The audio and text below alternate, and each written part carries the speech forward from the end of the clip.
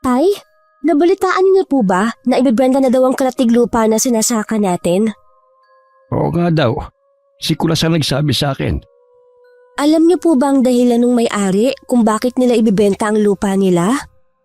Sabi may sakit daw yung babae at sa ibang bansa balak ipagamot ng asawa. Tsaka nandun na rin ang mga anak ng mag-asawa eh. Ibang klase talaga ang mga mayayaman. Parang probinsya lang sa kanila ang pagpunta ng ibang bansa. Oo nga, pero hindi mo kailangan mainggit sa kanila. Itinadhana talaga sila na ipanganak na mayaman. Hindi naman po ako masyadong naiinggit. Hindi niyo naman po kami pinalaki ng mga kapatid ko na mga inggitera. Kaya lang, gusto rin namin na umangat sa buhay kahit papaano. Alam mo anak, wala namang masama kung mangangarap ka ng mataas. Basta sabayan mo ng dasal at sipag. Ganun na nga pong ginagawa ko. Namulat kaming magkakapatid sa mahirap pero simpleng pamumuhay dito sa probinsya namin. Karaniwan ng hanap buhay dito ay pagsasaka. Masasabi ko na maswerte pa rin kami kumpara sa ibang lugar. Na halos puro subdivision na ang ipinalit sa mga hekta-hektaryang palayan. Bagamat 3 beses kaming nakakakain sa isang araw. Naibibigay din ng mga magulang namin ang mga pangangailangan namin magkakapatid. Pero hindi ko pa rin maiwasan na mangarap ng mas mataas at maiahon ng pamilya ko sa hirap. Pangalawa ko sa magkakapatid. Ang ate Rachel ko ay maagang nakapag-asawa. Nag-aaral siya noon na mabuntis ng nobyo. Nabiguman, napilitan na rin si Itay na ipakasal si ate sa kanyang asawa na ngayon. Masasabi ko na maganda naman ang buhay ni ate Rachel. Sa kabilang bayan sila nakatira at bihira lang pumasyal sa amin. Ang bunso naman na si JR, kasalukuyang nasa 3 taon sa high school. Ako naman hanggang high school lang ang tinapos. Nag-iipon pa kasi ako ng pera para makapag-aral sa kolehiyo. Hoy, nananaginip na naman ang gising dyan. Ang itay talaga. Ang mabuti pa'y mauna ka nang umuwi. Ako na lamang ang bahalang kumuha sa alaga nating kalabaw sa pinagsusugahan. Sige po tay, sa bahay ko na lang po kayo hintayin. Bit-bit ko na ang ilang gamit. Kasama na ang basket ng pinaglagyan namin ng baon para sa pananghalian. May kalahating oras din ang lakaran bago ang mga bahayan. May ilan din akong nakasabay sa pag-uwi. Nahila-hila pa ang kani-kanilang alagang kalabaw. Pagdating sa bahay naabutan ko na ang inay na nasa banggerahan at nagluluto na para sa hapunan. Ganun kasi sa probinsya namin. Palibhasa kailan lang kami inabot ng mga poste ng kuryente. Umaasa lang kami sa gasera noon. Maaga nang nagluluto ang mga tao sa amin. O ang tatay mo, bakit hindi mo kasama? Susunod na lang daw po siya. Kinuha lang niya ang alaga nating kalabaw sa pinagsusugahan. Kanina nagpunta si Maring Esther sa palengke. Nagpabili na rin ako ng isda. Tulingan ang pinabili ko. Maaga ko ng sinaing para gagataan ko na lang ngayon. Siguradong mapaparami na naman po ang kain natin mamaya. Pare-pareho nating paborito yan eh. Kaya nga dinamihan ko na ang sinaing ko eh. Hay, sayang. Wala dito ang ate mo. Ewan ko po ba kay ate? Bakit bihira lang nila tayong dalawin dito? Lagi na lang diyang katwiran eh. Hindi sila may ihahatid ng asawa. Pwede naman siyang bumiyahe. Malaki na naman ang anak niya eh. Mula nang mag-asawa ang ate mo, malaki na rin ang pinagbago niya. Marami na siyang hindi kinakain na dati naman paborito niya. Mabuti na lang po wala siya rito. Baka mamaya pintasan pa po niya ang ulam natin. Sana naman maisipan niyang dalawin kami ng tatay mo. Lalo't nagkakaedad na kami. Huwag na po kayong malungkot, Nay. Kapag nakapunta po ako sa bahay ng kaibigan kong si Tinay, makikigamit po ako ng cellphone sa kanya. Tatawagan ko si Ate Rachel. Itatanong ko po kung kailan sila papasyal dito. O sige nga iha, namimiss ko na rin kasi ang apo ko sa kanya. Alam ko ganun din ang tatay mo. Hindi ko lang masabi kay inay na iba ang ugali ng asawa ni ate. Kasi tuwing nasa amin sila, kitang-kita sa mukha nito na hindi niya gusto sa bahay namin at sa paligid. Para bang hindi mapakali. Maging sa hinahanda naming pagkain ay para bang diring-diri siya. Sadya lang talagang mabait ang mga magulang namin para patuloy na pakiharapan ng maayos ang lalaki. Kahit gusto ko rin makasama ang ate ko. Kung binabastos naman ang asawa nito ang mga magulang namin, maigi na rin na wag na lang siyang dumalaw dito sa amin. Kaya lang hindi naman siya makapunta dito nang sila lang na mag-ina. Natuwa naman ang itay nang malaman ang ulam namin sa hapunan. Naku, tiyak na mapaparami na naman ang kain ko nito. Yun nga po ang sabi ko kay inay. Malapit nang maluto to. Utusan mo na si JR na maghain na. Ako na lang po. Masyado pong subsob sa pag-aaral yun ngayon. Ewan ko ba sa batang yun? Masyadong subsob sa pag-aaral, pero tamad naman sa mga gawaing bahay. Hayaan mo na. Malay mo si Jera makatapos ng pag-aaral at makatulong sa atin balang araw. Ayoko umasa. Baka kasi mamaya mag-asawa din siya katulad ng ate niya. Huwag ka muna magsalita ng tapos. Iba naman si JR sa atin niya eh. Si Yasmin, balak din pumasok. Nag-iipon lang siya. Hindi ko maintindihan dyan sa batang yan. Kung bakit ayaw niyang tulungan natin siya sa pag-aaral niya. Nahihiya lang yan. Dahil ang ate niya na pinag-aaral natin doon, biglang nag-asawa.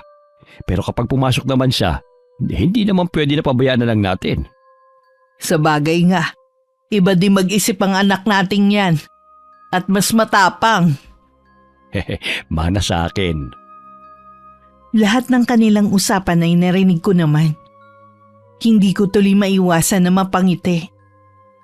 Nang makatapos ako sa paglalagay ng mga pinggan, tinawag ko na si JR. Habang naghahaponan kami, panaka-naka rin ang aming kwentuhan. Gaya ng inaasahan, dahil paborito namin ang ulam, walang natirang kanin. Kinailangan tuloy ng inay na magsaing ulit para sa mga alaga naming aso. Ako na rin nagpakain sa kanila ng makasaing. Pasensya na kayo ha. Naubusan kayo ng kanin eh. O ito, Blackie. Pulot, kain na kayo. Si Blackie lang talaga ang aso namin na bigay ng ninong ko. Noong huling taon ko sa high school, may isang tuta akong nadaanan.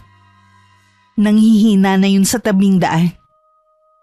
Dahil sa awa ko, inuwi ko yun sa bahay at inalagaan. Kahit sinasabi ng mga magulang ko na hindi na rin naman magtatagal ang tuta. Dahil sobrang payat at nanghihina to, inalagaan ko pa rin hanggang mag-isang linggo. Gumaling ito. Dahil nga napulot ko lang sa tabing daan, pulot na lang ang ipinangalan ko. Malaking tulong naman sa amin ang mga alaga naming aso. Lalo't may mga alaga kaming hayop. Dati kasi nauso ang mga nakawan ng mga alagang hayop. Ang mga salarin ay mula pa sa ibang lugar. Sa may ilog sila tumatawid para makarating sa aming sityo. Kinabukasan, panibagong araw at panibagong pagtatrabaho na naman sa palayan. Kailangan na kasing magsabog ng abono. Sapat na ang 3 beses na pag-aabono hanggang sumapit ang anihan. Napakatining ng sikat ng araw ng mga oras na yun. Kaya naman sumilong muna ako sa ilalim ng mayabong na puno. Inihanda ko na rin ang tanghalian namin ng itay. Oh, bakit tumigil ka na? Iba po kasi ang init ngayon. Nahihilo po ako. Oo nga, iba nga talaga ang init ngayon. Hindi ka pa naman sanay. Tuyong-tuyo nga po ang mga damo at ibang halaman sa tindi ng init. Mabuti nga lang malapit ang palayan sa may ilog. May nakukuhanan tayong patubig. Oo nga po eh. Mabuti pa tay. Kumain na po tayo. Sige. Kanina pa nga rin ako nagugutom eh. Kahit 5:00 na ng mga oras na yun, mainit pa rin ang sikat ng araw. Bihira rin ang umulan kaya hirap ang ibang magsasaka sa amin. Hindi kasi sila makapagpatubo ng mga pananim dahil walang ulan. Kaya naman inaasahan na namin ang mataas na presyo ng mga gulay sa palengke. Isang umaga nagpaalam ako na pupunta lang sa bahay ng kaibigan kong si Tinay. Nakigamit na rin ako sa kanya ng cellphone para matawagan ang ate ko. Hindi ko nga lang nakausap to dahil ang asawang may hawak. Sabi nito wala ang kapatid ko. Umalis kasama ng pamangkin ko. Umuwi na lang ako pagkatapos ko magbigay ng bayad kay Tinay. Hindi na malaya ng mga magulang ko na dumating na ako ng bahay. Tila meron silang pinag-uusapan na mahalagang bagay. Napukaw ang atensyon ko na marinig ko ang tungkol sa patubig na nanggagaling sa ilog. Hay, kapag hindi na tayo pinayagan ng bagong may-ari ng lupa na magkaroon ng patubig, sayang ilang buwan nating hirap sa pagtatanim ng palay. Kung kailan namang kasagsagan ng init. Tsaka pa nagdamot ang nakabili ng lupa. Ang ipinagtataka ko lang, bakit siya inaki ng ilog wala namang pwede magmay-ari ng ilog na yan. Ano ang gagawin natin? Maraming umaasa sa ilog na yon, lalo ang pananim nating palay. Kinausap na daw ni parang Efren pero matigas daw yung nakabili ng lupa sa kahangganan natin. Siguradong malaking problema ang idudulot nito sa mga magsasaka ng sityo. Nang silipin ko ang aking mga magulang, kitang-kita sa mukha nila ang labis na pag-aalala. Parang mas tumanda si tatay sa tunay niyang edad. Mahalaga sa aming mga taga-sityo ang ilog na yon. Lalo na't patubig sa palayan. Malaking dagok kung sakaling hindi namin mapakiusapan ang bagong may-ari ng lupa na nasasakupan ng ilog. Nang sumunod na araw, madalas na magpulong ang mga magsasaka. Piling-piling tao lamang ang sumasama sa pagpupulong na yon. Hindi na rin ako sumasama dahil bago pa lang ako. Nay, sa tingin mo kaya may naisip ng solusyon ng itay at ang iba pa? Hindi ko alam anak Matigas daw yung bagong may-ari na sa lupang pagmamay-ari niya nasasakop ang ilog. Taga saan po ba ang taong yun? Taga Maynila daw. Ay, ganun ba talaga sila? Mahirap pakiusapan? Hindi naman lahat. Kaya lang sana naman wag niyang ipagdamot ang ilog na matagal na rin nating pinakikinabangan.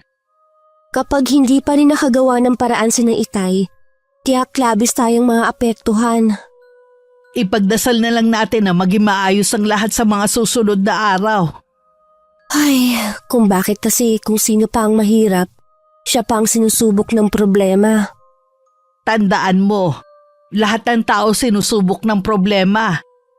Manalig ka lang lagi, anak. Tila hindi kami kinakatigan ng pagkakataon. Nang araw na yun hindi ako nakasama kay Itay sa bukid dahil masama ang pakiramdam ko. Si Inay na lang muna ang sumama sa kanya. Pero may isang oras pa lang ang nakakalipas nang umuwi na ulit sila na ipinagtaka ko. Ano pong nangyari? Bakit ang aga ninyong umuwi? Ay naka, yung dinadaanan kasi natin papuntang palayan ay may harag na. Maliban pa doon, hindi na rin tayo pwede magpatubig gamit ang tubig sa ilog. Ay naku po. Ang mabuti pa, Ige, magpahinga ka na muna. Kanina ka pa hinihingal sa galit Baka kumapano ka.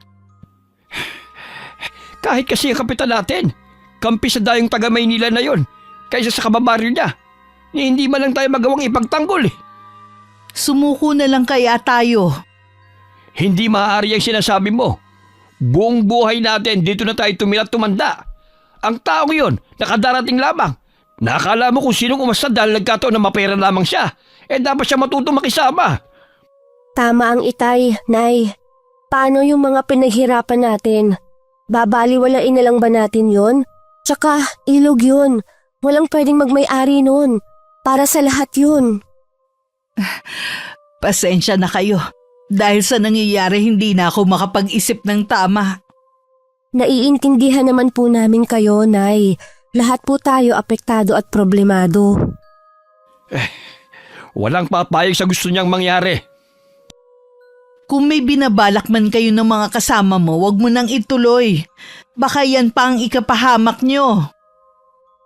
Awang-awa ko sa mga magulang ko at mga tao sa sityo dahil sa nangyayari.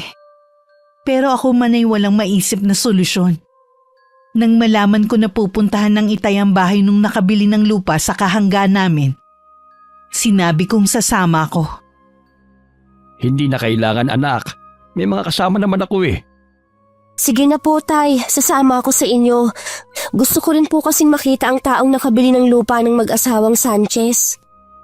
Ay, sige na nga. Pero huwag kang mangingialam sa pag-uusap namin. Opo, Tay. Mabilis pa sa 4:00 akong gumayak. Nauna pa nga ako kay Itay at sa labas na ng bahay ko na lang siya hinintay. Bali 6 kaming pupunta sa malaking bahay na dating pag-aari ng mag-asawang Sanchez. Sa malaking gate kinausap ng Itay ang gwardyang nakatalaga doon. Hawak ang radyo, may tinawagan ito sa loob ng malaking bahay. May ilang minuto pa kami naghintay bago may dumating na isang lalaking nasa 40 ang edad. May 3 kasambahay itong kasama. Ang isa nga sa kanila'y kilala ko pa dahil taga-sityo din ito. Mukhang masungit ang lalaki. Dahil sa lubong agad ang kilay. May tungkod din ito at hirap sa paglalakad. Mahalaga ang oras ko kaya huwag niyong aksayin. Sabihin niyo na kagad ang dahilan ng pagparito niyo. Magandang araw po sa inyo, Ginoong Emiliano. Kami na mga kasama ko ay naparito para sana makipag-usap sa inyo.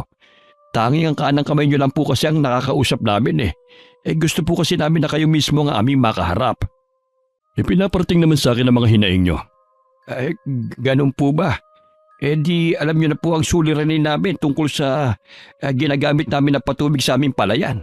Siguro naman malinaw na sa inyo ang sinabi sa inyo ng kanang kamay ko na hindi niyo na maaaring gamitin pa ang ilog na pagmamayari ko. Pero may karapatan po ang mga taga-sityo sa ilog na yon. Doon po kami kumukuha ng patubig para sa aming pananim. Kahit po mag-asawang Sanchez, hindi po kami pinagbabawalan noon.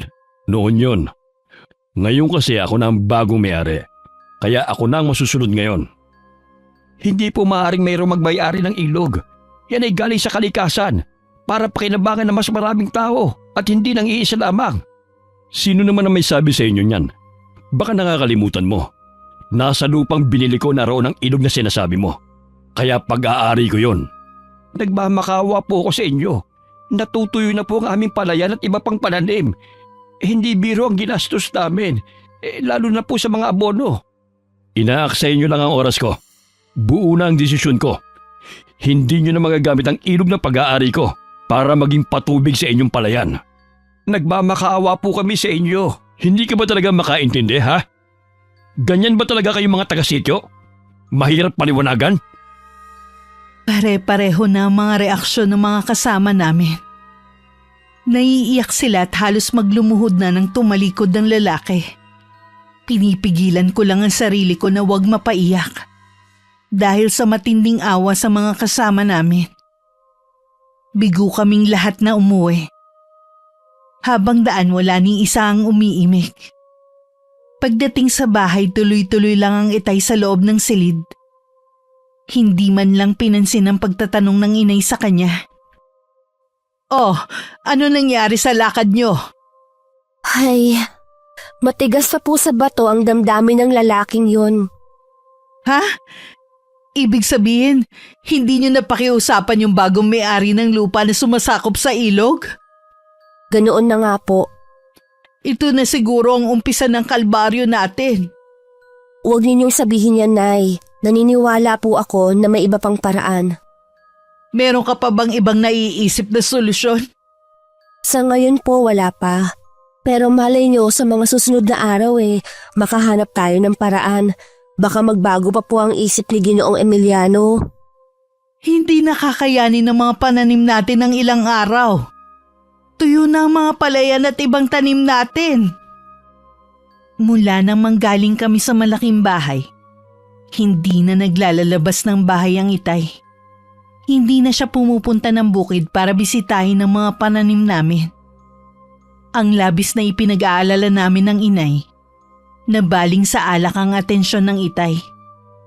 Katulad ngayon, mag-isa siyang umiinom ng lambanog sa likod ng bahay namin.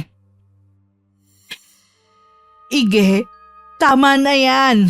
Gabi-gabi ka na lang umiinom eh. Pabayaan mo ako, Ligaya. Pumasok ka na sa loob ng bahay. Gusto ko mapag-isa. Hindi ba susolusyonan ng pag-inom mo ng alak ang problema natin? Sino naman may sabi sa'yo na nag-iisip pa ako ng solusyon sa problema natin? Wala na akong pakialam pa. Ano ka ba naman, Ige? Bakit sa tingin mo? May sasalba pa ba natin ang mga pananim natin, ha? Hindi na. Wala nang pag-asa. Ige, huwag ka namang magsalita ng ganyan. Sa'yo ko kumukuha lagi ng lakas ng loob. Paano kami ng mga anak natin? Pakiramdam ko, wala akong kwentang ama at asawa. Dahil sa pagtatanim lang ang kaya kong gawin. Hindi ko kaya ang ibang trabaho. Huwag kang magsalita ng ganyan. Sama-sama natin harapin ang pagsubok na ito. Malalampasan din natin to. Imbis na sumagot ang Itay, sunod-sunod na tungga na lang ang ginawa niya. Tinalikuran na lang siya ng Inay nang hindi pa rin siya nagsasalita. Hinayaan na lang siya mag-isang uminom doon. Kahit ako sa nakikita ko kay Itay, para na rin akong nawawalan ng pag-asa. Nang sumunod na araw, pinuntahan ng kapwa namin magsasaka ang Itay dito sa bahay namin. Kahit ang mga ito nahihimigan ko na rin ng kawalan ng pag-asa. Siguro dahil na rin sa kawalan ng suporta mula sa kapitan namin. Tanggapin na lamang natin ang itinadhana sa atin. Hindi na rin naman natin may sasalba ang mga pananim natin eh. Yun po ba ang napag-usapan ninyo? Oo, wala na rin namang magagawa pa. Saan po kayo pupunta? Maglalasing na naman kayo? Huwag mo akong pakialaman. Anak lamang kita. Hayaan mo ng tatay mo. Bakit ba ang bilis sumuko ng Itay? Alam mong ginawa lahat ng tatay mo para maisalba ang mga pananim natin. Pero tao lang siya. Wala siyang kapangyarihan para mapagbago ang isip ni Ginoong Emiliano. Mabigat pa rin sa loob ko na tanggapin ng lahat. Hindi ako makapaniwalang ang pagod at sakripisyo naming lahat ay masasayang lang. Maliban doon batid kong maraming magugutom. Malapit na magtanghalian nun. Magsasaing na sana ako nang makita kong 2 gatang na lang ang bigas sa lalagyang lata. Bigla kong naalala, hindi namin problema ang bigas dati. Ito na lang pala ang bigas natin, Nay. Siguro magtiyaga muna tayo sa saging na saba. Patitiba ko sa tatay mo ang saging sa likod bahay. Hanggang kailan tayo ganito? Hasmin, Paano po si JR? Alangan naman po na saging na sabang ipabaon natin sa kanya araw-araw. huwag kang mag-alala. Makakaraos din tayo. Konting tiis lang, ha? Opo, Nay. Hindi ko na lang po isasaing ito. Iditira ko na lang po para pambaon ni JR. Napilitan akong humingi muna ng tulong kay Ate Rachel. Isinantabi ko muna ang hiya kung asawa man niya ang makatanggap ng text message ko sa kanya. Sumagot naman siya na magpapadala kinabukasan. Natuwa naman ako at hindi kami natiis ng ate. Kay inay ko lang sinabi na magpapadala ang ate. Si tatay kasi kahit umaga pa lang, alak na agad ang inaatupag. Hindi ko maiwasang madismaya ng mga sandaling yun. Akala ko kasi matatag ang Itay. Mas mahina pa pala siya kaysa sa amin ng inay. Malaki-laki rin ang pinadala ng ate. Kaya nakabili ako ng bigas at iba pa naming pangangailangan sa bahay. Binigyan ko na rin ng pambao ng kapatid ko. Nagpasalamat ako kay Tinay dahil sinamahan niya ako. Salamat naman at naalala tayo ng kapatid mo. Nung nakausap mo ba siya binanggit niya sa'yo kung kailan sila dadalaw dito sa atin? Wala po, Nay. Nagmamadali kasi si ate na magpaalam. Kailangan niya pa kasing asikasuhin ng anak niya. Tiniyak lang naman niya na natanggap ko ang pera. Ah, ganun ba? O sige, ako nang bahalang mag-ayos ng mga pinamili mo. Nay, parating na po si tatay. Ay, sana naman kaya galing ang itay mo. At lasing na naman. Imbis na ibili na lang ng pagkain dito sa bahay sa alak pa na pupunta. Hasmin. Andiyan ka na pala. Aba, ang dami mong pinamili. Pahingi naman ang pambili ng alak ko. Ano ka ba naman, Ige? Lasing ka na nga Gusto mo pa rin uminom? Ang mabuti pa magpahinga ka na. Huwag ka nga mga ilam dyan. Itong anak mong kinakausap ko at hindi ikaw. Wala nang perang anak natin.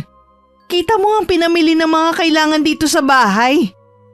Sinabi na huwag kang mga ilam Tama na po yan. Huwag na po kayo mag-away. Ito po, tay, ang 100 piso. Iyan na lang po ang natira. Ayos na to, anak. Salamat ha. Saan ka na naman pupunta, Ige? Wala kang pakialam sa amin. Kita mo yung tatay mo? Bakit naman kasi binigyan mo pa ng pera Umalis na naman tuloy. Napansin naman po ninyo na nag-iiba ang ugali ng itay kapag nalalasing. Nung isang araw, nakita ko po na pinagbuhatan niya kayo ng kamay. Ayoko po nasaktan na naman niya kayo. Napikon na rin kasi siya sa bunganga ko Kahit na po, wala pa rin siyang karapatan na saktan kayo. Hayaan mo na.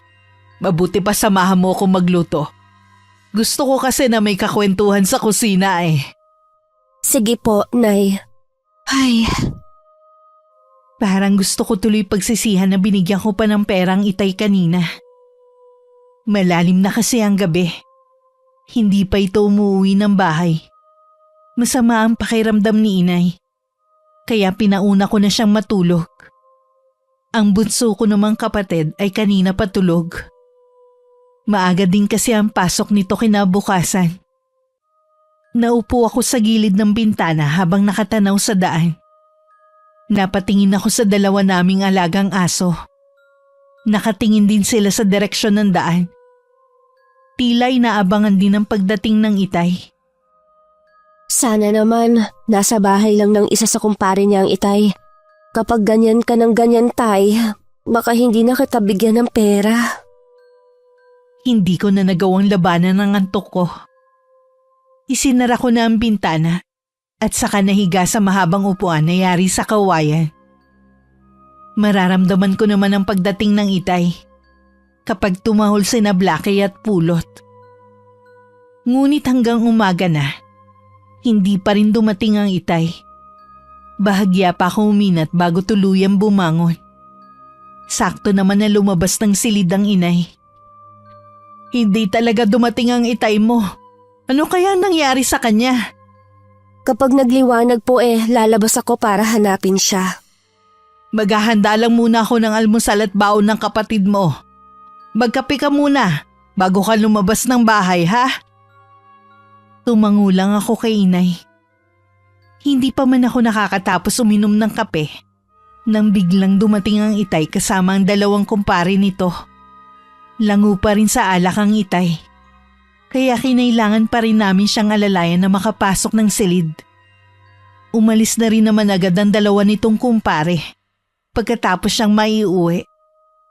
Sabi pa nila, hindi sa kanila ito nakipag-inuman.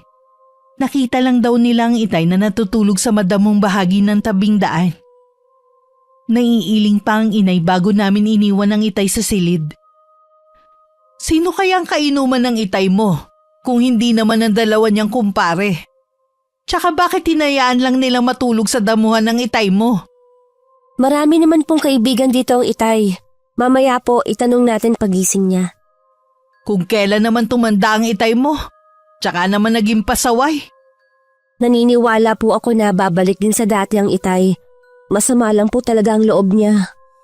Kailan pa siya babalik sa dati? Kapag nagkasakit na siya dahil sa kakainom niya? Huwag naman po sana siyang magkasakit. Ganun ang mangyayari sa kanya kapag hindi niya tinigilan ng pag-inom. Kapag nagkasakit pa ang itay sa panahon na ito, baka lalo tayo malugmok nito. Hindi na umimik ang inay. Tahimik na lang niyang ipinagpatuloy ang ginagawa.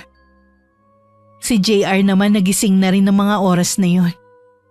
Pumasok muna siya sa banyo para maligo at saka kumain ng almusal bago pumasok sa eskwelahan. Dahil naiinip sa bahay, naisipan kong puntahan ang bukid na sinasaka namin. Lahat ng pananim na naroon ay natuyo na. Nagbitak-bitak na rin ang lupa dahil sa matinding init. Hindi ko na naman maiwasan ang manlumo sa nakikita ko. Lalo din ako nagngit-ngit kay Ginoong Emiliano. Dahil sa kakapusan ng pera, napilitan na kaming ibenta ang alaga naming kalabaw. Malungkot kong tinanaw ang pagkuha rito ng bagong may-ari. Labag man sa kalooban namin ng itay nyo, wala tayong magagawa kundi ibenta ang alaga natin. Naiintindihan ko naman po kayo. Hindi ko lang po maiwasan na malungkot. Matagal na po sa atin ang alaga natin. Akala ko makakatulong po siya sa atin sa anihan. Mabuti na lang kahit papano eh. Meron pa tayong tanim sa likod bahay ng mga gulay. Ang problema na lang natin bigas na isasaing. Huwag niyo po pala ipapakita kay itay ang pinagbentahan ng alaga nating kalabaw. Baka mamaya ubusin lang niya sa alak. Nagpaalam lang ako kay inay na pupunta sa bahay ni Natinay.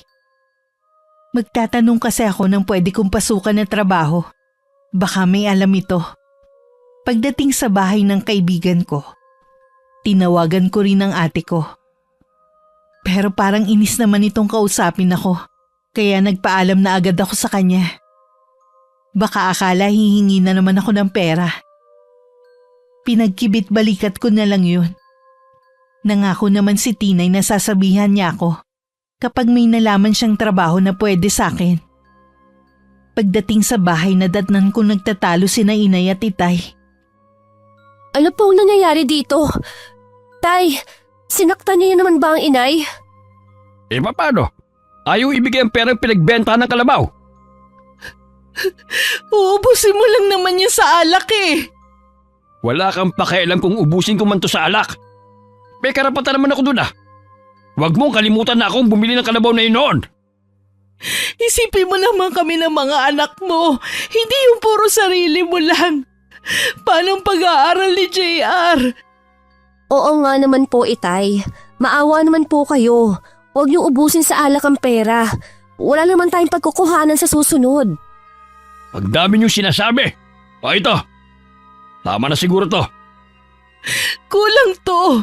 Kahit para sa isang linggong pagkain, hindi ito sasapat. Ang dami mo pang reklamo. Pasalamat nga kayo, binigyan ko ba kayo ng pera eh? Kahit ako hindi ko na rin napigilan ng mapaiyak. Hindi ko alam kung pagsubok pa ba sa amin ang nangyayari o parusa na. May mga pagkakataon na hindi umuwi ang itay sa bahay. Hinahayaan na lang namin. Nagsawa na rin kasi ang inay sa pagsita dito. Napilitan na rin kaming tumanggap ng labada ng inay para may panggasto sa araw-araw at baon ni JR sa eskwelahan. Isang hapon kauuwi lang namin. Isang binatilyo ang humahangos na dumating sa bahay. Sabi nito isang itay sa mga nasaktan, sa mga sumugod sa harapan ng bahay ni Ginoong Emiliano. Papunta na sana kami sa malaking bahay nang makasalubong namin ang mga magsasaka na pauwi na, kasama ang itay na inaalalayan ng mga kaibigan. Marami sa kanila ang nasaktan dahil pinakawalan din pala ang 3 malalaking aso sa gate. Mabuti na lang po may manggagamot dito sa sityo. Oo nga, dahil kung hindi baka matuluyan na ang itay mo. Ang sama talaga ng lalaking yun. Hindi na siya naawa. Halos matatanda na nga natitipon-tipo sa harapan ng gate niya. Sana naman, hinarap na lang niya ng maayos. Hindi rin kasi tama ang ginawa ng itay mo at mga kasama nila sa pagsugod doon. Pero hindi rin makataong ginawa ni Ginoong Emiliano sa kanila. Ganyan yata talaga ang mapepera. Nakakalimutan ng maging makatao. Lagi may dalawang klase ng taong nabubuhay sa mundo. Mabuti at masama, mapera at dukha. Maswerte pa rin tayo dahil kahit hamak na mahirap lang tayo mabuting tao pa rin tayo. Oo nga po, Nay. Nagkakamalay ng itay. Anong nararamdaman mo, Ige? Masakit ang kasukasuhan ko. Tsaka tong binti ko. Yung binti mo ay nagamot na ni Apong Leroy. Doon ka kasi nakagat ng aso Wala talagang puso ang lalaking yon. Gusto ata niyang mamatay sa gutom ang mga tao dito sa sityo. Ipaubayan na lang natin ang lahat sa Panginoon. Huwag ka nang gumawa ng ikapapahamak mo. Hindi ko naman pwedeng pabayaan na lamang ang mga kapwa ko magsasaka. Naaawa din naman ako sa kanila pero wala tayong laban sa taong yun. Ano na mangyayari sa atin at sa mga taga-sityo? Napatiim na lang ng anyo ang itay. Batin niya kasing tama din ng inay. Dahil masakit ang binti, ilang araw din naglagi ang itay sa bahay. Bumalik pa si Apong Leroy sa bahay namin para tingnan ang kalagayan ng itay. Isa sa napansin namin ng inay, hindi na bumaling ulit ang itay sa alak. Inabala na lang niya ang sarili sa pagtatabas ng damo sa paligid ng bahay namin, pagkuha ng panggatong, at pagtatanim ng mga gulay sa likod ng bahay. Isang umaga nagulat pa kami ng inay na makita na kagayak ang itay. Oh, saan ang punta mo? Susubukan ko maghanap ng trabaho. Kahit na ano, basta't marangal. Natutuwa naman ako at bumalik ka na sa dati. Patawarin niyo ko kung naging aburido ko nitong mga nagdaang araw. Imbis na maghanap ako ng trabaho, inubos ko pa ang natitira nating pera. Matagal ka na namin pinatawad ng mga anak mo.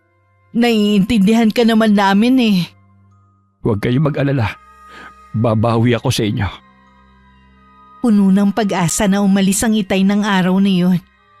Pero nung bumalik siya kinahapunan, malungkot ang aura niya. Nang makita niyang nakatingin kami sa kanya, pilit siyang ngumiti sa amin. Pero hindi na itago ng itay ang lungkot sa mga mata niya. Kumusta ang paghahanap mo ng trabaho? Walang gustong tumanggap sa akin Kahit sana helper lang. Siguro dahil sa edad kong to. Huwag kang mawalan ng pag-asa. Makakahanap ka rin. Oo nga naman, Tay. Magtatanong-tanong din ako sa mga kakilala ko. Baka meron silang alam na pwede niyong pasukan.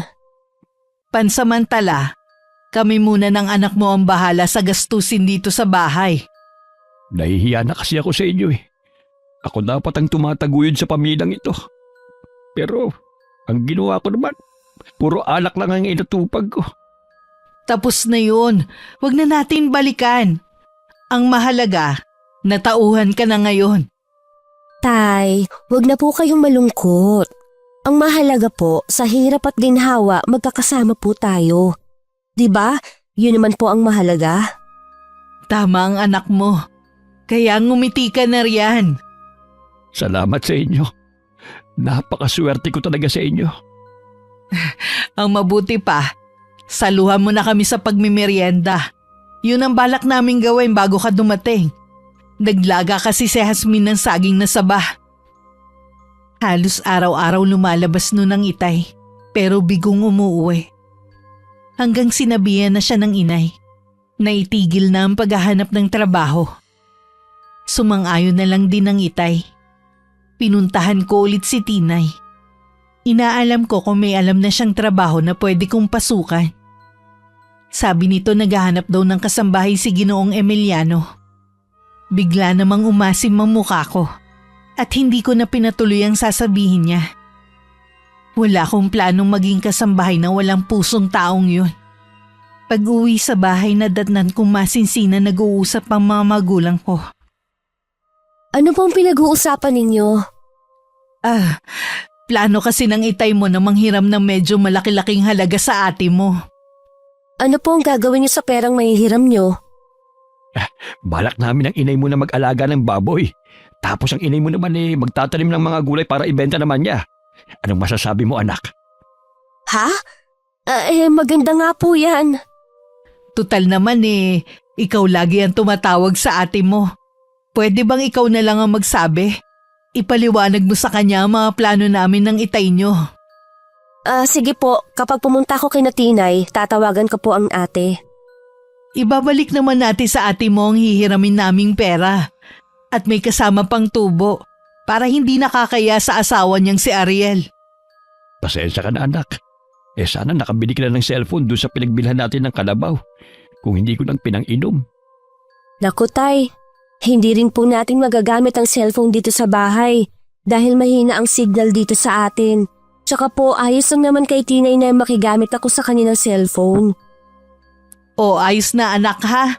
Ikaw na ang bahala makipag-usap sa ate mo. Opo Nay, ako na po ang bahala. Malaki ang pagkakangiti ni na inay at itay. Halata sa kanila ang excitement sa binabalak. Tila ang ideyang yun ang nagbigay sa kanila ng panibagong pag-asa. Kaya naman bigla akong naguluhan kung sasabihin ko ba sa kanila na naiinis na ang ate sa palagi kong pagtawag sa kanya. Para bang lagi nitong iniisip na hihingi na naman ako ng tulong. Pero para sa kanila, susubukan ko na ulit lumapit kay ate. Hindi naman kasi lingid dito ang kalagayan namin. Kahit kinakabahan, nagtungo na ako sa bahay ni na Tinay. Hiniram ko ulit ang cellphone niya para matawagan ang ate ko. Kahit hindi ko nakikita ito, ramdam ko sa tono ng boses niya ang disgusto sa pagtawag ko. Bago pa umurong ang dila ko, mabilis ko nang sinabi ang sadya ko. Ngunit ganun na lang ang panlulumo ko at panliliit sa mga binitiwan nitong salita sa akin.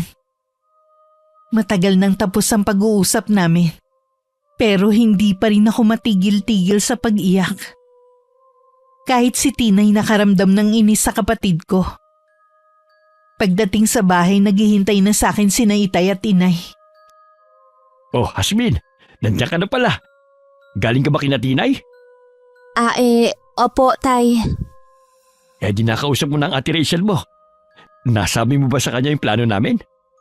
Ano tay, tunawagan ko nga si ate kanina kaya lang po nasa labas silang mag-anak. Kaya hindi kami masyadong nakapag-usap. Ganun ba? Hindi bale, may iba pa naman pagkakataon para masabi mo sa kanya. Nagbili naman po ako, natatawag ako ulit. Parang gusto ko na naman maiyak nun. Dahil sa awa sa kanila kaya nagpaalam na muna ako. Napapasok sa silid ko. Hindi ko na napansin ang pagsunod sa akin ng inay ng kakaibang tingin. Ilang araw na rin ang nakakalipas. Hindi ko na alam kung ano pa ang idadahilan ko sa mga magulang ko. Hindi ko masabi na gusto nang putulin ni ate ang ugnayan sa amin. Hasmin anak, sabihin mo nga sa akin ang totoo. Nakausap mo na ang kapatid mo, hindi ba? Nasabi mo na ang kailangan namin ng tatay nyo. Nay, kasi... Sabihin mo na kung anong sinabi niya. Huwag kang mag-alala, hindi ako magagalit. Kasi Nay, galit na galit si ate na humihingi ako sa kanya ng tulong. Kung ano-ano po ang mga masasakit na sinabi niya. Ginagawa daw natin siyang minahan. Hindi daw siya nag-asawa ng may pera para tayo ang buhayin. Gusto na rin niyang putulin ng ugnayan sa atin. Sinabi yun ng kapatid mo? Tingin pala niya sa atin pabigat sa kanya? Mula ngayon, huwag ka nang tatawag sa kanya. Baka nga dahil sa atin nag-aaway sila mag-asawa. Pero Nay, pamilya niya tayo. Kailangan natin siya ngayon. Hindi ba niya naiisip yung paghihirap ninyo sa kanya noon? Wala na tayong magagawa kung ayaw niya tayong tulungan. Hayaan mo na lang. Makakaraos din tayo balang araw nang walang tulong mula sa kanya. Lingid sa amin ng inay bumalik pala ang itay dahil may nakalimutan ito. Narinig niya ang lahat ng pinag-usapan namin. Nang sumunod na araw hindi na nangulit ang itay. Kung nakausap ko na ba ang ate? Hindi na rin ito binanggit ang mga plano nila ng inay. Siya nga pala, ilang araw akong hindi makakauwi. Sasama kasi ako kay paring Kaloy na mag-uuling. Sayang din yun. May kausap na rin naman kami na kukuha ng mga mauuling namin. Kailan ka aalis? Mamayang hapon na rin. O sige, mag-iingat ka ha. Hindi ka pa naman sanay mag-uling. Magtsaga na lang muna tayo kung anong meron. Makakaraos din tayo. 5 gabi rin noon na hindi umuwi ang itay. Tuloy-tuloy pa rin ang pagtanggap namin ng labada ng inay. Kahit ang pamamalansya ay tinanggap ko na rin. Pangdagdag din kasi sa baon ni JR. Gusto na nga rin itong tumigil muna para makatulong sa amin. Pero mariin ko yung tinutulan. Kahit isa man lang sana sa aming 3 magkakapatid ay may makatapos ng pag-aaral. Alam ko na yun din ang pangarap ng mga magulang namin. Saktong 1 linggo nun, umuwi ang itay. Nanlilimahid ang kasuotan nito at puno ng uling ang mukha at katawan. Nakangiti ito nang pumasok ng bahay. Dala ko na ang pinagbentahan ng mga uling. Ay, mabuti naman at nakauwi ka na. Nag-aalala kasi ako sa iyo eh. Masanay ka na lang na lagi akong wala. Gusto raw niyang ako lang ang permanente niyang kasama sa pag-uuling. Ibig bang sabihin lagi kang wala rito sa bahay? Kailangan natin samantalin na may pinagkakakitaan ako. Malay mo, makaipon tayo ng pambili ng baboy. Ige, alam mo na siguro no? Narinig ko ang pag-uusap niyo ni Yasmin. Hindi naman talaga obligasyon ng anak natin na tulungan niya tayo Tama lamang na unahin niya muna ang pamilya niya kaysa sa atin. 2 buwan na nung nag-uuling ang itay. Ayos naman ang kita niya sa pag-uuling.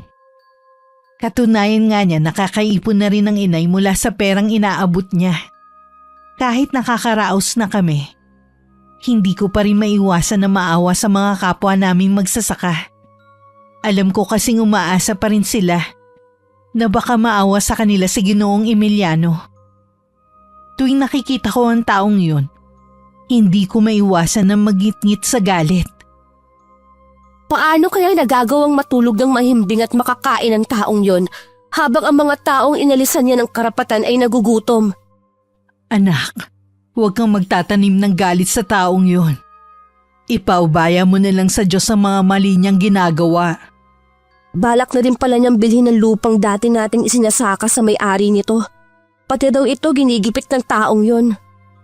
Wala na tayong pakialam sa bagay na yun. Huwag na natin silang intindihin pa. Oo nga po, kaya lang nakululang lalo ang dugo ko sa kanya. Ipagluluto ko nga palang itay mo ng paborito nating ulam na ginataang tulingan. Uuwi po pala ngayon ng itay?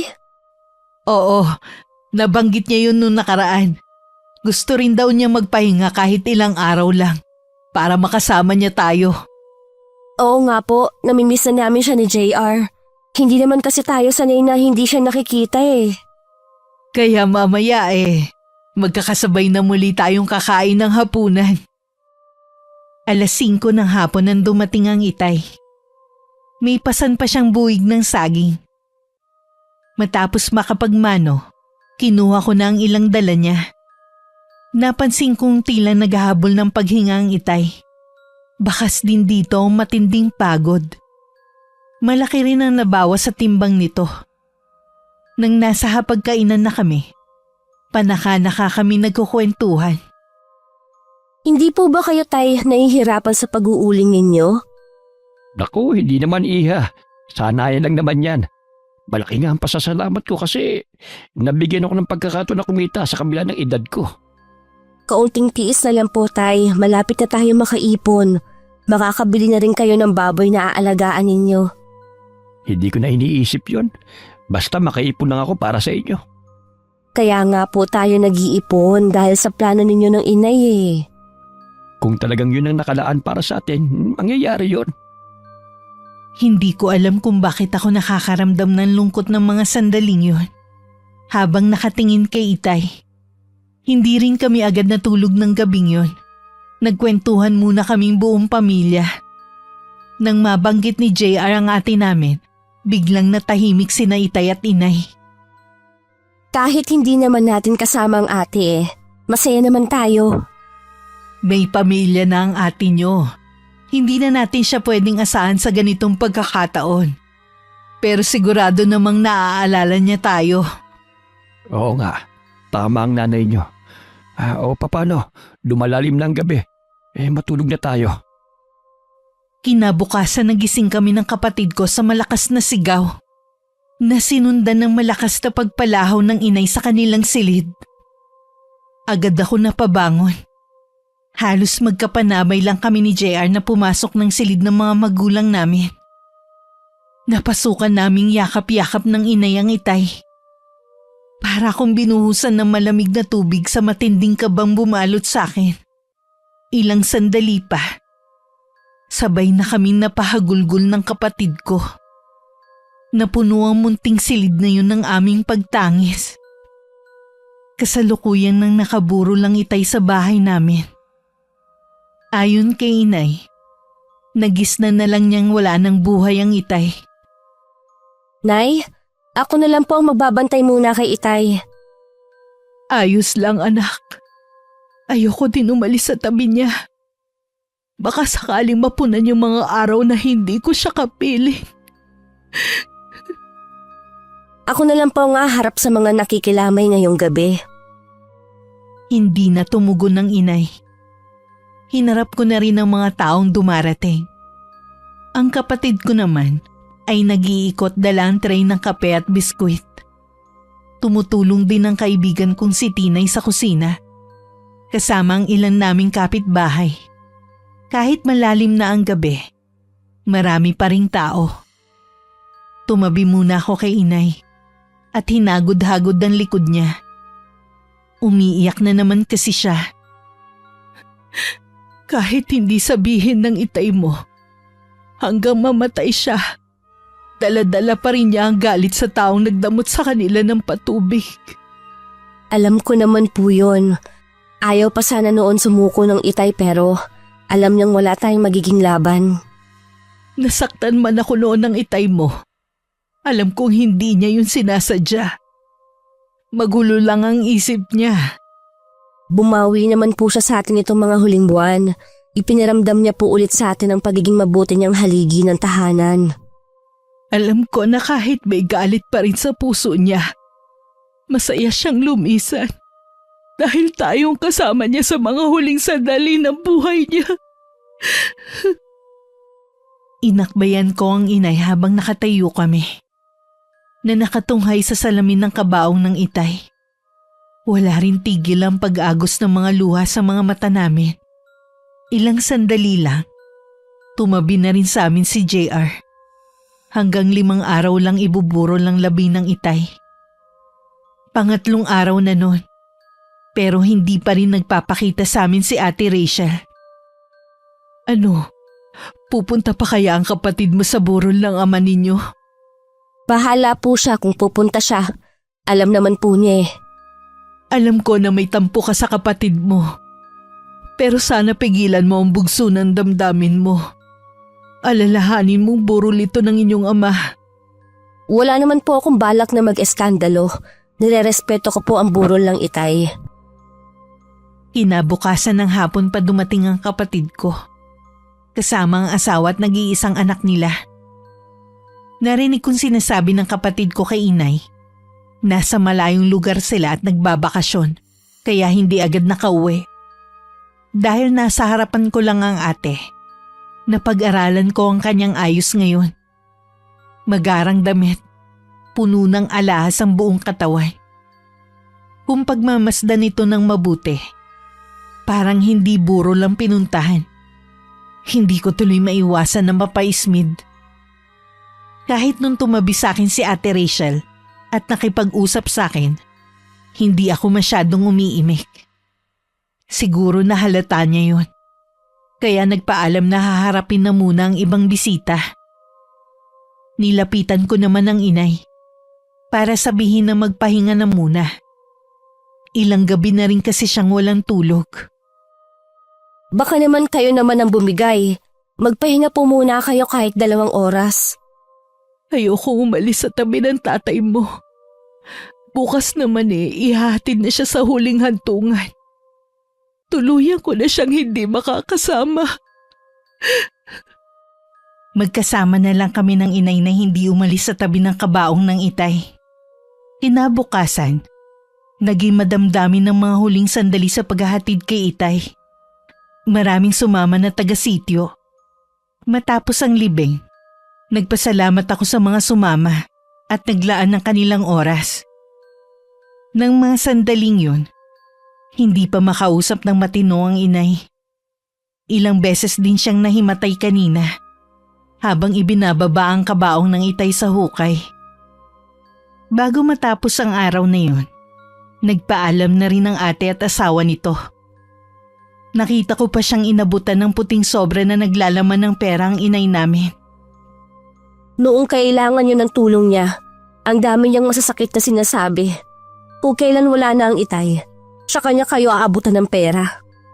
Sa totoo lang ayoko sanang tanggapin to. Kaya lang iniisip ko ang kapatid mo. Magagamit niya ang perang to sa pag-aaral niya. Plano ko po magtrabaho para makatulong sa inyo dito. Para hindi na tayo mamaliitin ng ate. Kahit kailan, hindi na ulit ako lalapit sa kanya. Isa rin si Ate Rachel sa sinisisi ko sa pagkawala ng ama namin. Higit sa lahat si Ginoong Emiliano. Gusto kong igante ang kaapihan na dinanas ng aking ama. At iba pa naming kapwa magsasaka. Isang desisyon ang nabuo sa isip ko. Ha? Anong sabi mo? Papasok ang kasambahay sa taong yun? Opo, Nay. Huwag niyo na po akong pigilan dahil buo na po ang desisyon ko. Pero anak, maitim ang budhi ng taong yun. Baka mamaya pag malupitan ka rin niya. Handa po ako sa maaaring mangyari. Sabihin mo nga, may iba ka pa bang binabalak? Trabaho lang po talaga ang dahilan. Bakit kailangan sa taong kinamumuhian pa ng itay mo ikaw magtatrabaho bilang kasambahay? Handa akong lunukin ang pride ko para lang maibigay ko sa inyo ang pangangailangan ninyo. Inaalala lang kasi kita. Huwag na po kayong mag-alala sa akin. Kapag hindi naman po naging maayos ang trato sa akin, pwede naman po akong umalis na lang. Nang araw na yun pumunta na ako sa malaking bahay para mag-apply bilang kasambahay. Hindi mawala-wala ang kaba sa dibdib ko. Kaya siguro hindi nakakahanap ng kasambahay si Ginoong Emiliano. Dahil ito ang daan para makapasok ako at maisagawa ang paghihiganti ko. Parang pamilyar sa akin ang mukha mo. Taga rito po kasi ako. Magsasaka po ako dati kasama ang itay. Ganun ba? Anak ka pala ng isa sa mga sumugod noon dito sa bahay ko. Bakit gusto mong maging kasambahay ko? Kailangan ko po ng trabaho dahil kamamatay lang po ng itay.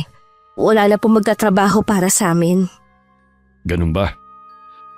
O sige, tanggap ka na. Ituturo sa'yo ni Kara ang mga dapat mong gawin dito sa bahay ko. Salamat at tinanggap ninyo ko. Nagsimula na rin agad ako sa trabaho ko doon. Stay out ako. 6:00 ng hapon ang labas ko. Mukhang hindi pa nagtitiwala sa akin ng bago kong amo. Mas gusto ko na rin na uwian. Makakasama ko pa rin ang inay at kapatid ko sa gabi. Itinuro sa akin ni Ate Kara kung ano ang dapat at hindi ko dapat gawin. Para hindi ako mapagalitan ng amo namin. Ayon sa kanya, masungit at istrikto daw talaga si Ginoong Emiliano. Malapit nang mag-6 noon. Wala na rin ginagawa kaya inayos ko na ang mga gamit ko. Tapos na ba ang mga gagawin mo? Ho? Opo, tapos na po lahat. Meron pa po ba kayong ipag-uutos? Inoobserban kong ginagawa mong paglilinis. Hindi ganun kapulido. Pasensya na po kayo. Unang beses ko pa lang po kasi na nakapaglinis ng ganitong kalaking bahay. Kung hindi ko lang kailangan ng isa pang kasambahay, ngayon mismo paalisin na kita. Pero sige, bibigyan pa kita ng isang pagkakataon. Ayusin mo na sa susunod. Marami pong salamat. Aayusin ko na po ang trabaho ko sa susunod. Nang maglakad palayo si Ginoong Emiliano, noon ko lang pinakawalan ng pinipigilan kong paghinga. Ilang beses din ako napalunok. Dahil sa matinding kaba, hindi agad ako umuwi. Hinintay ko pa na magpasado 6:00 bago umuwi sa amin. Habang naglalakad ako, hindi ko maiwasan na mag-isip kung tama bang pumasok ako bilang kasambahay sa lalaking yun. Pagdating sa bahay, nakita ko nakatayo sa may bintana ang inay at waring hinihintay ako. Oh, bakit ngayon ka lang? Kumusta ang araw mo? Ayos naman po, metikuloso lang po masyado si Ginoong Emiliano. Nangako naman po ako na aayusin ko ng trabaho ko sa susunod. Huwag ka na kayang bumalik sa bahay na yon. Nay naman, alam niyong mahirap ang maghanap ng trabaho ngayon. Sa totoo lang kasi, iba ang kutob ko sa pagpasok mo bilang kasambahay sa bahay ni Ginoong Emiliano. Wala po akong gagawin na masama. Ay, gusto kong pagsisihan kung bakit ako pumayag nun sa kagustuhan ng lola mo. Huwag niyo pong sisihin ang sarili niyo. Ginusto ko rin po na manahin ang kakayahan ng lola sa pangungulam. Nakikiusap ako sa iyo, Hasmin. Huwag mong gagamitin ang karunungang itim mo sa ibang tao. Masama pa rin ang gumante. Hindi na lang ako umimik. Pakiwari ko kasi. Lalo lang ako magkakasala kung itatanggi ko pa na yun naman talaga ang plano ko. Kinabukasan mas inagahan ko ang pasok sa bahay ni Ginoong Emiliano. Inayos ko na rin ang paglilinis ko. Kailangan ko kasing makuha ang loob niya para kapag isinagawa ko ng maitim kong balak, walang sino man ang maghihinala sa akin. Tinutuo mo nga sinabi mong aayusin mo na ang trabaho mo rito. Ayoko po kasing mawalan ng trabaho. Ako na lang po ang inaasahan ng nanay at kapatid ko. Huwag ka mag-alala. Kung maayos ang trabaho mo at marunong ka sumunod sa utos, hindi ka mawawalan ng trabaho. Maraming salamat po. Labag man sa kalooban ko ang lagi magpasalamat kay Ginoong Emiliano. Kailangan ko yun gawin. Para hindi siya makahalata na hindi ko talaga gusto ang magtrabaho sa bahay niya. Nang mga sumunod na araw, mas marami akong trabaho. May mga bago kasing kasangkapan na i-deliver sa bahay nito. Marami kaming hinakot ng mga lumang gamit papuntang basement. Kung tutuusin trabaho na yun dapat ng lalaki. May hardinero naman sa bahay. Pero mahigpit nitong pinagbabawal na pumasok sa loob ng bahay nito. Isang umaga habang nagtatanggal ako ng mga damo sa labas, narinig ko ang komosyon sa labas ng gate. Lumabas naman ng bahay si Ginoong Emiliano na madilim ang anyo. Napatigil na rin ako sa ginagawa ko at lihim na nanood sa nangyayari. Nasa labas ng gate ang mga kasamahan namin. Halos lahat sa kanila ay kaedad ng itay. Hindi ko maiwasan na maiyak sa sinapit nila. May mga tauhan kasi na itinalaga sa gate dahil malimit na sumugod ng mga dating magsasaka doon. Inutusan ni Ginoong Emiliano ang mga to na paalisin ng mga magsasaka. Dahil sa pagmamatigas nila, pinaghahampas sila ng 2x2. Kitang-kita ang pagbalatay ng sakit sa anyo ng mga to. Ang iba'y napatakbo na lang at ang iba naman ay natumba na lang sa lupa.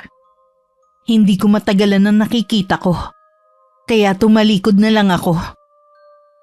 Bago umuwi ng araw na yun, lakas loob kong kinausap si Ginoong Emiliano sa nangyari kanina. Sino ka para pagsabihin ako sa dapat kong gawin? Nakakaawa po kasi ang nangyari sa kanila. Halos kasing edad lang po ng itay ang iba sa kanila. Personal ko rin pong kilala ang ibang nasaktan. Kaya po masakit sa akin na makita silang nasaktan kanina. Matitigas ang ulo nila. Hindi sila makaintindi. Sabagay nga, ano ba nga asahan ko sa mga katulad nyo? Baka nga iba sa kanila hindi man lang nakatungtong sa elementarya. Pero sana po, huwag niyo naman silang saktan. Wala po ba kayong ama o lolo? Hindi niyo ba naiisip man lang na paano kung sa kanila yun mangyari? Hindi mangyayaring nasa isip mo. Dahil kailanman, hindi sila mapupunta sa ganong sitwasyon. Huwag naman po sana kayong malupit sa kanila. Nakikiusap po ako sa inyo. Basta lang nakatitig sa akin si Ginoong Emiliano. Blanco ang ekspresyon ng mukha niya. Kaya mahirap basahin kung anong naglalaro sa isipan niya. Habang pauwi ako, hindi ko mapigilang mapaiyak.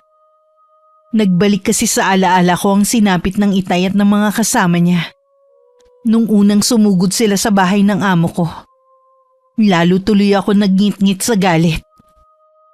O anak, bakit mugto ang mga mata mo? May ginawa ba ang amo mo sa'yo? Sabi ko na nga ba? Nakita ko po kanina kung paano sakta ng mga magsasaka na kasamahan namin ng itay. Nabalitaan ko nga yan kanina. Meron pang ang isinugod sa ospital dahil may mga nabalian ng buto.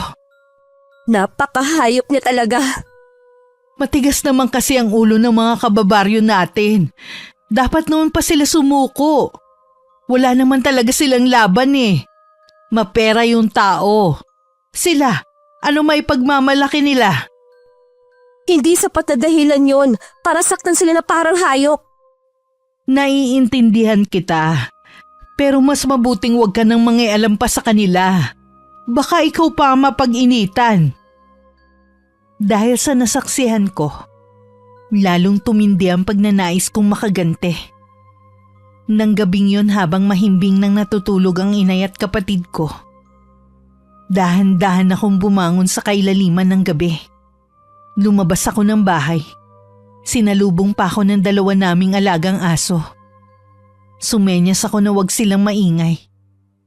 Kumawag-kawag pa ang kanilang buntot na tila nakakaintindi. Nagtungo ako sa likod ng bahay namin. Doon ko inumpisahan ng orasyon. Hindi ko kabisadong nakasulat sa libretang itim na pag-aari ng lola ko. Pero bahala na kung anong sumpa ang lalabas kapag binigkas ko ang mga nakasulat doon. Ang mahalaga lang sa akin ng mga oras na yun ay tumalab yun kay Ginoong Emiliano. Kinabukasan sa malaking bahay, tanghali na nang lumabas ng kanyang silid ang amo ko. Kapansin-pansin ang kanyang pananamlay. Nalihim kong ikinatuwa. Ipaghahanda ko na po ba kayo ng makakain? Dalhan mo na lang ako ng kape. Opo. Teka lang po at ipagtitimpla ko kayo. Nang maibigay ko na ang hinihinging kape ng amo ko, bumalik na ako sa ginagawa ko. Buong araw na hindi siya kumain. Ibig sabihin nun, unti-unti nang tumatalab dito ang ginawa ko. Hindi ko akalain na balang araw, magagamit ko rin ang karunungang itim ni Lola. Kinabukasan masaya akong gumayak para sa pagpasok. Napansin naman ng inay ang kakaibang ngiti sa akin. Mukhang masaya ka ngayon ah. Magaan lang po ang pakiramdam ko ngayon. Siguro dahil sa ginawa ng amo mo, no? Ho? Ano po ginawa ng amo ko? Hindi nga din ako makapaniwala eh. Pero totoo, nagbigay siya ng tulong sa mga magsasaka na sumugod sa bahay niya. Siya na rin ang sumagot sa mga nagastos ng mga nagpa-ospital. Talaga po? Bakit naman kaya niya yun ginawa? Hindi ko alam eh. Yung kanang kamay lang naman niya ang nakipag-usap sa kanila. Baka po natakot siya na ireklamo sa pulis kaya niya ginawa yon. Baka naman kahit papano eh, may buti rin sa taong yun. Ano ba ang ugali ng amo mong yun sa bahay niya? Istrikto at metikuloso pagdating sa kalinisan ng bahay. Masungit po kapag babagal-bagal ang kilos. Kailangan po isang tawag lang nasa tabi ka na dapat niya. Eh sa pagkain, hindi ba mahigpit? Minsan kasi ganun ang ibang amo. Hindi naman po. Nakakain namin ang lahat ng gusto namin. Minsan pa nga po, nagdadala si Ate Cara ng pagkain kapag umuwi siya sa kanila sa hapon. Stay in po kasi siya doon. Eh wala bang nababanggit na pagmamaltrato ang mga kasamahan mo? Wala naman po silang naikukwenta sa akin. Baka nga may kabutihan din sa puso ng taong yun. Bigla tuloy bumigat ang pakiramdam ko ng mga sandaling yun. Para bang may mali akong nagawa. Kinabukasan pagdating sa malaking bahay, Parang wala akong gana na kumilos. Tinanong nga ako ni Ate Cara kung masama ba ang pakiramdam ko. Bahagya lang akong tumango. Sabi nito baka daw nahawa ako sa amo namin. May trangkaso daw ito kaya hindi lumalabas. Hindi ko napigilan na hindi pumasok sa silid nito kahit bawal akong pumasok. Dahil bago pa lang akong kasambahay. Lumapit ako rito at sinapo ang noo. Agad ko rin nabawi ang kamay ko. Nakakapaso kasi ang init nito. Sir, ano pong nararamdaman niyo? Sino ka? Si Yasmin po ito. Pasensya na po kung pumasok na ako ng walang permiso. May sakit daw po kayo. Masakit ang buo kong katawan. Parang pinipiga. Ayos lang po ba kung hahawakan ko ang balat ninyo? Tumango lang ang amo ko. Nang hawakan ko ang braso niya, may nakapa akong mga bukol. Nang tignan ko ang iba pang parte ng katawan nito, mas malaki ang mga bukol na nakita ko. Ang iba'y tila may mga nana sa loob. Naging sugat na rin ang ibang bukol nito. Masangsang na rin ang amoy mula sa ibang sugat. Nagpatawag naman ng doktor ang kanang kamay ng amo ko. Pero imbis na gumaling, lalo pang lumala ang kondisyon nito. Nung umuwi ako naiiyak na lang akong ipinagtapat kay inay ang ginawa ko. Ano ka mo? Binarang mo ang amo mo? Opo, nadala lang ako ng matinding galit ko, Nay. Siya kasing sinisisi ko kung bakit nawala sa atin ang itay. Akala ko gagaan ang kalooban ko kapag nakaganti ako sa kanya. Pero bakit parang lalong mas bumigat ang dinadala ko? Dahil hindi ka likas na masama. Inuusig ka na ng konsensya mo. Pero hindi pa huli ang lahat. Kailangan magamot siya ng albularyo. Huwag kang mag-alala. Kakausapin ko si Apong Leroy. Marunong siya manggamot ng mga kulam at nababarang. Buong gabi kong hindi nakatulog noon. Paulit-ulit kasing sumasagi sa akin ang nangyari sa amo ko. Kinabukasan, dumiretso na ako sa kwarto ng amo ko. Narinig kong sumisigaw siya sa matinding sakit. Nang makita niya ako, sinigawan niya ako. Anong ginagawa mo rito? Lumabas ka! Hindi kita kailangan dito! May alam po ako na pwedeng makatulong sa inyo. Bakit? Doktor ka ba, ha? Yung ang doktor na pumunta rito walang magawa eh. Ikaw ba kaya na isa lang kasambahay? Baka po kasi hindi naman doktor ang kailangan ninyo. Anong ibig mo sabihin? Bago pa ako makasagot nun, paulit-ulit na naman itong sumigaw. Dahil sa hindi maipaliwanag na sakit, nahimatay na rin ito. Sinabi ko kay Ate Cara na baka albularyo ang makatulong sa amo namin. Sumang-ayon naman siya sa akin. Tingin daw niya kasi merong sumasalbahe kay Ginoong Emiliano. Natigilan naman ako sa sinabi niya. Kaya napatungo na lang ako. Nung hapon dumating ang inay kasama si Apong Leroy. Ako na nagsama sa kanila sa silid ni Ginoong Emiliano. Nang makita ng albularyo na may mga uod na lumalabas sa mga bukol na naging sugat na, nakumpirma nga nito na binarang ang lalaki. Isang orasyon ang ginawa ni Apong Leroy. Natanging siya lang ang nakakabatid. Meron din siyang itinapal na halamang gamot sa mga sugat para lumabas ang mga uod doon. Pinainom din niya ito ng katas ng halamang gamot.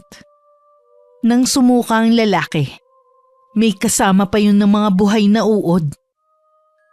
Makalipas lang ang 1 linggo, tuluyan nang gumaling si Ginoong Emiliano. Gusto niya daw akong makausap?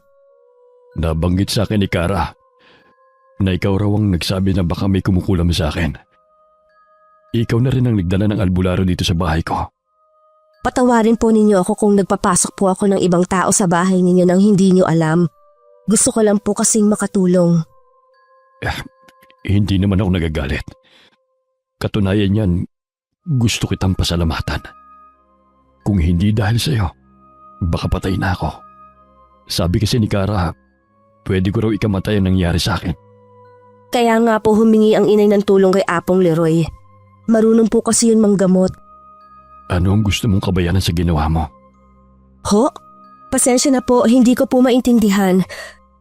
Humingi ka ng pabor at ibibigay ko sa iyo. Kapalit ng naitulong mo sa akin. Hindi naman po ako humihingi ng kapalit. Kahit na, humingi ka ng kahit na anong gusto mo at ibibigay ko sa iyo.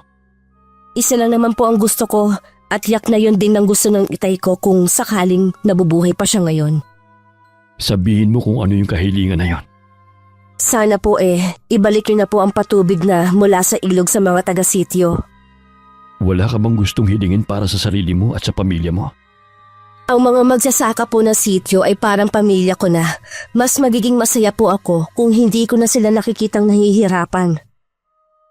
Hindi ko alam kung mapagbibigyan ako ni Ginoong Emiliano. Pero dalangin ko na sana maibigay niya ang hinihiling ko. Dahil din sa pag-uusig ng konsensya, hindi na ako nakatagal sa trabaho. Anong dahilan mo at aalis ka rito? Mayroon po kasing inaalok na trabaho ang kaibigan ko sa bayan. Gusto ko po sana na magtrabaho doon. Malaki sigurong sahod na inaalok sa'yo. Ganoon na nga po at malaking tulong po talaga yan sa amin. Lalo na sa kapatid kong nag-aaral. Sayang, nanghihinayang ako. Dahil mahirap nang makatagpo ng katulad mong may malasakit at maaasahan sa bahay. Bueno, hindi na kita pipigilan pa. Ibibigay ko sa iyo ng buwang sahod mo ngayong buwan. Maraming salamat po sa inyo. Lalo tuloy ako na konsensya. Dahil sa sinabi nitong ibibigay ng buo ang sahod ko sa buwan na yun. Mabait na rin itong makipag-usap sa akin. Bagamat naroon pa rin ang otoridad sa tono ng pananalita. Pagdating sa amin, sinabi ko agad kay inay ang ginawa kong desisyon. Hindi ko po kasi kayang makita yung taong pinagtangkaan ko ang buhay. Naiintindihan kita. Pinagsisihan mo naman ang ginawa mo Patuloy ka lang humingi sa Diyos ng kapatawaran at gabayan ka niya para hindi na muling malihis ang iyong paniniwala. Opo, Nay. Patawarin mo rin ang iyong sarili. Makikita mo, gagaan ang kalooban mo. Hindi naman talaga totoong magtatrabaho ako sa bayan. Sinabi ko lang ang kasinungalingan yon para payagan ako umalis ni Ginoong Emiliano. Habang tumatagal kasi ako doon, mas nakikilala ko pa ang pag-uugali nito. Tama ang inay, may kabutihan din sa kanya. Isang hapon pumunta sa bahay ang kaibigan ng itay. Masaya nitong ibinalita na pumayag na si Ginoong Emiliano. Nabuksan ang patubig sa ilog na nasasakupan ng lupa nito. Narinig mo ba yon, anak? Pumayag na si Ginoong Emiliano na magamit ang patubig. Opo, Nay. Akala ko hindi niya ako mapagbibigyan kasi hindi naman siya sumagot noon. Siguro nakapag-isip-isip siya na kailangan ng mga magsasaka ang ilog. Marahil nung nagkasakit siya, noon siya natauhan. Napayakap pa sa akin ng inay sa sobrang tuwa. Muling nakapagtanim ng palay at gulay ang mga magsasaka ng sityo namin, na tanging ikinabubuhay nila. Nang sumunod na linggo, dinalaw din namin ng itay sa sementeryo. Alam mo, Ige, dahil sa anak mo kaya nagbagong isip ni Ginoong Emiliano. Nabuksan muli ang ilog para sa lahat. Ang galing talaga ng anak mo. Alam ko po na ginabayan niyo kami. Matatahimik na po kayo dahil ibinalik na ang ilog. Kami na lang po ng inay ang magpapatuloy sa pagsasaka. Buong buhay ng ama mo sa pagsasaka na niya inialay. Kaya siguradong sobrang saya niya ngayon dahil sa ginawa mo. Sa loob lang ng 1 taon, bumalik na sa dati ang sityo. Ganun na rin katagal naming hindi nakikita si Ginoong Emiliano. Sabi baka raw bumalik na sa Maynila ito. Naisip ko na mas maigi na rin yun. Tuwing kasing nakikita ko siya, lagi ko lang naaalala ang ginawa ko. Isa sa pinagpapasalamat ko ay hindi ako kinarma sa ginawa ko. Bagkus puro biyaya ang dumating sa aming pamilya. Wakas,